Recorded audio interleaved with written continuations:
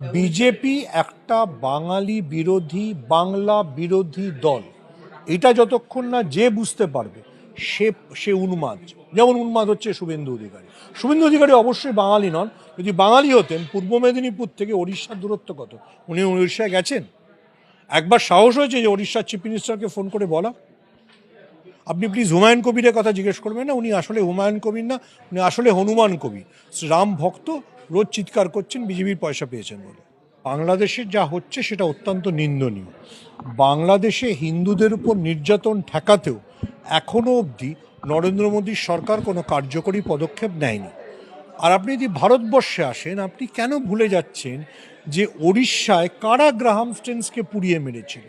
যারা পুড়িয়ে মেরেছিল তাদের মধ্যে দারা সিং জেলে গিয়েছিল, কিন্তু পুড়িয়ে মারার পুরস্কার স্বরূপ প্রতাপ বজরঙ্গী সাংসদ হয়েছিলেন, 2019 থেকে 24 কেন্দ্রে মন্ত্রী ছিলেন।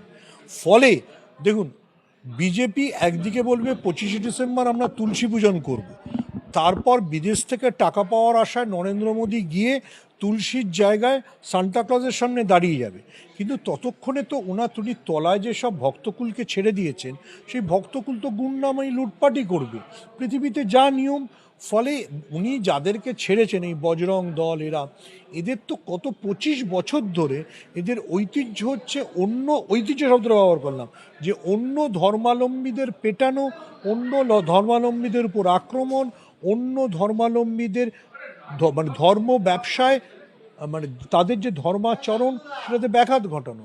আবারও বলছি, এবং এরা তাদেরকে আইকন করে। অসীমানন্দ বলে একজন নেতা ছিলেন, যিনি পরে গ্রেফতারও হয়েছিলেন। সেই অসীমানন্দ তার মানে মানে ঘোষণা করে গুজরাট রাজস্থান সীমান্তে খ্রিস্টানদের গির্জা পোড়ানো, এগুলোতে নেতৃত্ব দিয়েছিলেন। তারপরে ইউপিএ সরকারের সময় তিনি গ্রেফতার হয়েছিলেন। নরেন্দ্র মোদীর সরকার আসার পরই তাদের ছেড়ে দেন। ফলে আপনি বিজেপির কাছ থেকে পরধর্ম সহিষ্ণুতা কেন আশা করছেন? এটাই ওদের নিয়ম, এটাই ওদের পদ্ধতি। যেটা প্রশ্ন হচ্ছে যে গোটা বিশ্বের খ্রিস্টানরা কি করছে, গোটা বিশ্বের মুসলমানরা কি করছে, তারা কেন এই বিষয়ে প্রতিবাদ করে না? আমার এটা অবাক লাগে যে নরেন্দ্র মোদী এবং নরেন্দ্র মোদীর সাঙ্গপাঙ্গ বজরং দলরা খ্রিস্টানদের পেটায়, কিন্তু ডোনাল্ড ট্রাম্পকে দেখলেই জো হুজুর বলে। এই দুটো তো একসঙ্গে চলতে পারে না। একটা বিষয় আমরা যেটা দেখেছি, বিজেপি শাসিত রাজ্যে বারবার বাঙালি পরিযায়ী শ্রমিকরা তারা সেখান থেকে লাশ হয়ে ফিরছে। এর আগে আমরা দেখেছিলাম হরিয়ানা থেকে সাবির মল্লিক, গতকালকে আমরা দেখলাম জুয়েল রানা।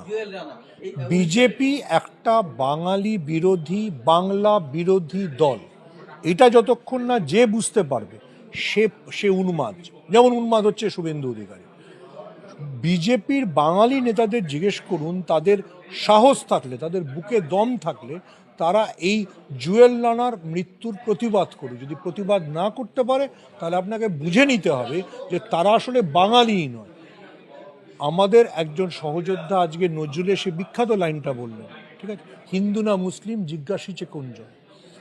আপনার এই সময় হিন্দু মুসলিম জিজ্ঞাসার প্রশ্ন, বাঙালি শুনলেই, বাংলা ভাষায় কথা বললেই তাকে পেটানো হচ্ছে। এরপরে যদি বাঙালি 2026-এর নির্বাচনে কি হতে চলেছে বা কাদের ভোট দিতে হবে না বুঝতে পারে, তাহলে সেটা চরম দুর্ভাগ্য।